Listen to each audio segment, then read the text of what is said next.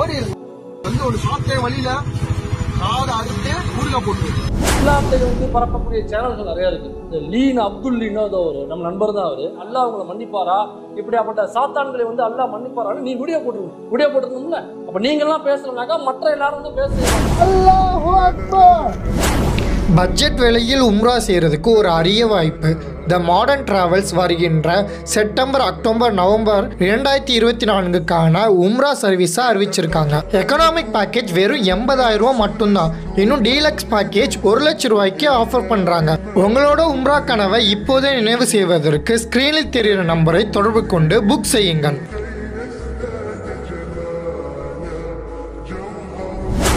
Lidio நேயர்களுக்கு அஸ்ஸலாமு அலைக்கும். அல்ஹம்துலில்லாஹ். சமீபத்தில் ஒரு வீடியோ வந்து செம்ம வைரல் ஆகிட்டு இருந்துச்சு. ஒரு முஸ்லீம் மாதிரி தொப்பி தாடி வச்சுருந்தா ஒரு வயசானவர் வந்துட்டு ஒரு சிறு வயசு பிள்ளைங்க மாற்று மதத்தை சேர்ந்தவங்க அவங்க பைக்கில் போகிறத பிடிச்சி இவர் அடித்து மிரட்டி கெட்ட வார்த்தையெல்லாம் சொல்லி சாதி பேர்லாம் சொல்லி இழிவாக பேசி திட்டுனது வைரல் ஆகிட்டு இருந்துச்சு.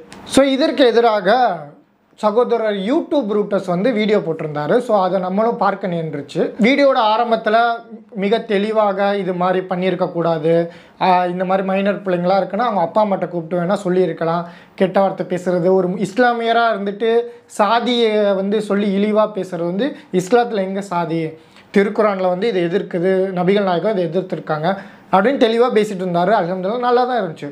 அப்புறம் அவர் வந்து என்ன சொல்லியிருந்தாருன்னா, லீ மாதிரியான ஆட்கள் மதத்தை ப்ரொமோட் பண்ணுறவங்க வந்துட்டு இதெல்லாம் எதிர்த்து பேசியிருக்கணும், எதுக்கு எடுத்தாலும் எல்ஜிபிடியெல்லாம் எதிர்த்து பேசுகிறீங்க, இதை பேச மாட்டீங்களா? இஸ்லாத்தை வந்து பரப்பக்கூடிய சேனல்கள் நிறைய இருக்கு. இந்த லீன் அப்துல் லீனோ நம்ம நண்பர் தான் அவரு. அப்படி பேசுறவரு இப்படி நடக்கும் பொழுது முதல்ல அவர் வீடியோ போடணும், இப்படியாப்பட்ட சாத்தான்களை வந்து அல்லாஹ் மன்னிப்பாரான்னு நீ வீடியோ போட்டுருக்கணும்ல. அப்ப நீங்க எல்லாம் பேசணும்னாக்கா மற்ற எல்லாரும் வந்து பேச செய்வாங்க. இது மாதிரி நீங்க பேசாதனால என்ன ஆகும் தெரியுமா?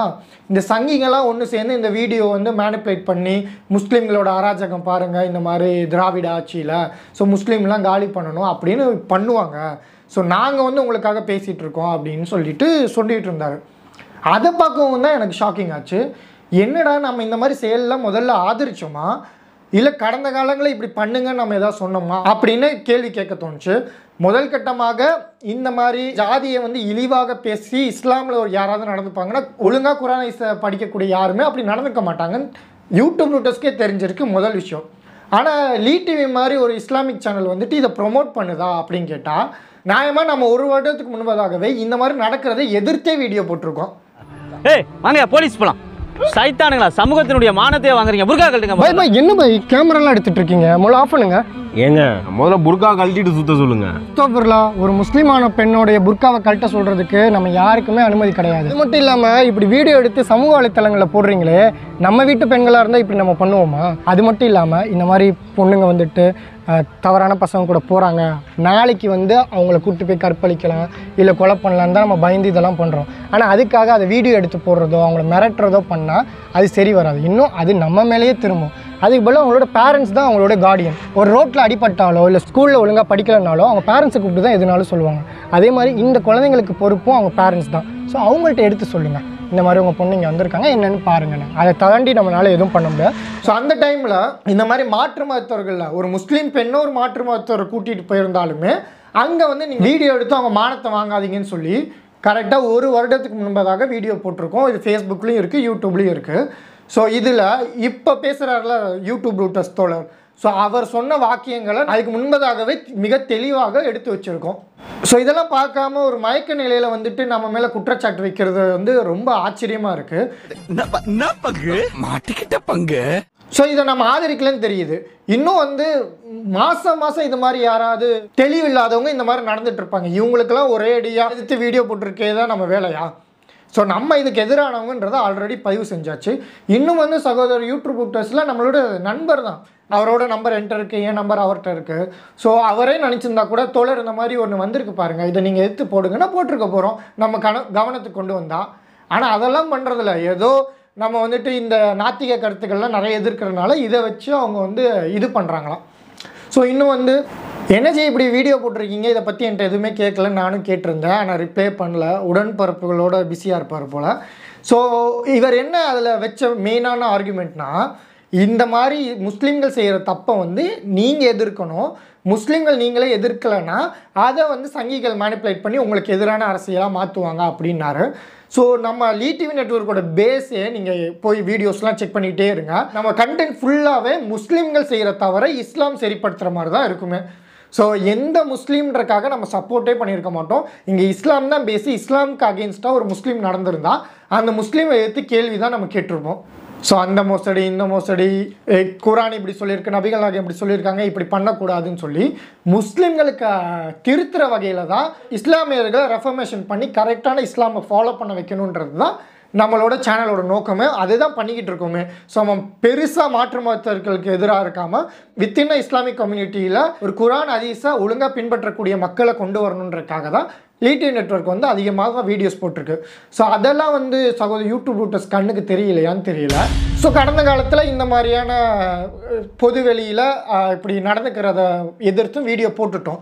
ஸோ சகோதர யூடியூப் ரூட்டர்ஸ்ட்டை நாம் என்ன கேள்வி வைக்கிறோன்னா, ஸோ இது மாதிரிலாம் நீங்கள் எதிர்க்கலைன்னா சங்கிகள் மேனிப்புலேட் பண்ணி உங்களுக்கு எதிராக அரசியல் பண்ணிடுவாங்கன்றீங்களா? சில மாதங்களுக்கு முன்பாக சூமி வண்ண காவியங்கள்ன்ற ஒரு ஸ்பாட்டிஃபை பேஜ் வந்துட்டு இஸ்லாத்தை குறித்தும் நபிகள் நாயகத்தை குறித்தும் ரொம்ப கொச்சையாகவும் அருவருப்பாகவும் பேசியிருந்த ஆடியோக்கள்லாம் லீக் ஆச்சு. போர்லாம் எதுக்கு நடக்குது? இந்த காஃபியர்களை கொல்லணும் அப்படின்ட்டுதான். ஆனா நீ கேள்வி கேட்க, நீ வந்து கமுக்கமா மூடி 5 வேளை தொழுகிறேன் அப்படின்னா மட்டும் போதுமா? இன்ஸ்டாகிராம் பேஜில் அதில் இதுலன்ட்டு அவங்க ஃபாலோவர்ஸும் ரொம்ப இஸ்லாத்தை கொச்சைப்படுத்தி போட்டிருப்பாங்க. தமிழ் தேசியவாதிகள் அதை எதிர்த்து கருத்து போடுறாங்க, இன்னும் பேசலாம் வந்து அதை எதிர்த்து வீடியோ போடுறாங்க. ஆனால் சகோதர யூடியூப் ரூட்டர்ஸ் எங்கே போயிருந்தாரு? ஸோ இது மாதிரி போடுறதெல்லாம் இன்ன வரைக்கும் சூமி வண்ணன் காவியங்களை எதிர்த்து அவர் பேசினாரா இப்படி செஞ்சது தவறுன்னு? ஆனால் அவங்கள ப்ரொமோட் பண்ணுற வேலையை தான் பார்த்துருந்தாரு. சூமி வண்ண காவியங்கள்லேருந்து இன்னும் பல பேரும் அந்த வீடியோவை போஸ்ட் பண்ணியிருந்தாங்க. ஸோ இதெல்லாம் சங்கிகள் என்ன பண்ணாங்க? இங்கே பாருங்கள், நீங்கள் யார் சிறுபான்மையோட பாதுகாவலர்கள், திராவிட ஆட்சி அப்படின்னு நீங்கள் சொல்லிகிட்டு இருக்கீங்க. ஆனால் அவங்க தான் இப்படி வந்து முஸ்லீம்களுக்கு எதிராகவும் இஸ்லாத்துக்கு எதிராகவும் பேசிகிட்டு இருக்காங்க, மேனிப்புலேட் பண்ணாங்களே. அப்போ வந்து யூடியூப் ரூட்டர்ஸ் என்ன பண்ணிகிட்டு இருந்தார்? ஸோ என்ன பண்ணார் தெரியுமா? ஸோ அவங்களோட நண்பர்களுக்கு வந்து அவங்க வந்து இதை நினச்சி வருந்துறாங்கன்னு ஒரு போஸ்ட் போட்டார்.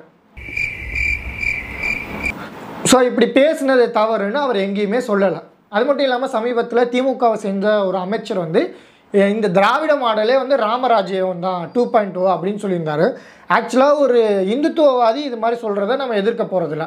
ஒரு இஸ்லாமியர் வந்து நாங்கள் நபிகள் நாயகம் மாதிரி ஆட்சி பண்ணுவோன்றது பிரச்சனை இல்லை. ஒரு கிறிஸ்தவரை வந்து நாங்கள் இயேசுவோட ஆட்சியை கொண்டு வருவோம் அப்படின்றது பிரச்சனை இல்லை. ஆனால் ஒரு மதசார்பற்ற அரசுன்னு சொல்லிக்கொண்டு இது ராமராஜ்யம்னு சொன்னால் அப்போ இந்துத்துவாவுக்கு ஆதரவாக இருக்கிறது நீங்களா இல்லை நாங்களா? இன்னும் முஸ்லீம்களோட புனித இடமான பாபர் மசீதை இடிச்சிட்டு அங்கே ராமர் கோயிலை கொண்டு வந்தாங்க. அதற்கு திமுகவை சேர்ந்த பல நபர்களே டொனேஷன் கொடுத்துருக்காங்க. மக்கள் உண்மையை தெரிஞ்சுக்கணும், கொஞ்சம் பாருங்க. ஸோ இதை எதிர்த்து சகோதரர் கேள்வி கேட்டாரா? மாட்டினாடா மானத்தை. இன்னும் வந்து லீ டிவி வந்துட்டு எல்ஜிபிடி குழுக்கெல்லாம் எதிராக பேசிட்டு இருப்பாரு, ஆனால் இதெல்லாம் பேச மாட்டாருன்றாங்க. லீன் அப்துல் லீனோ ஏதோ ஒரு நம்ம நண்பர் தான் அவரோட உட்காந்து பேசிட்டு இருப்பாப்ல, எல்ஜிபிடிலாம் எதிராக பேசுவாப்ல, அது நம்ம உடன்பாடு இல்லைன்னு வச்சுங்களேன். ஒரு இஸ்லாமியர் எல்ஜிபிடிக்கு எதிராக தான் பேசுவார். ஏன் இன்னும் எங்கள் தலைவர் பேராசிரியர் ஜவாஹிருல்லா கிட்ட போய் கேளுங்க, எல்ஜிபிடி ஆதரிக்கிறீங்களான்னு இல்லைன்னு தான் சொல்லுவாங்க. இன்னும் திராவிட கட்சிகளோட கூட்டணியில் இருக்கிற எல்லா இஸ்லாமியர்களோட தலைவர்கள்ட்ட போய் கேளுங்க. ஸோ இஸ்லாம் இருக்கிற வரைக்கும் எல்ஜிபிடியை எதிர்த்துட்டு தான் இருக்கும். ஸோ நான் வெளிப்படையாக எதிர்க்கிறேன், அவங்கள்ட்ட போய் கேள்வி கேட்டாலும் அவங்களும் இதை எதிர்க்க தான் செய்வாங்க. ஸோ இதுக்கப்புறம் ஏதாவது ஒரு அக்யூசேஷன் வைக்கிறதுக்கு முன்னாடி கொஞ்சமாவது அதை பற்றி நான் ஆய்வு பண்ணிட்டு வந்துட்டு பேசினா நல்லா இருக்கும்னு நம்ம கேட்டுக்கொள்கிறோம்.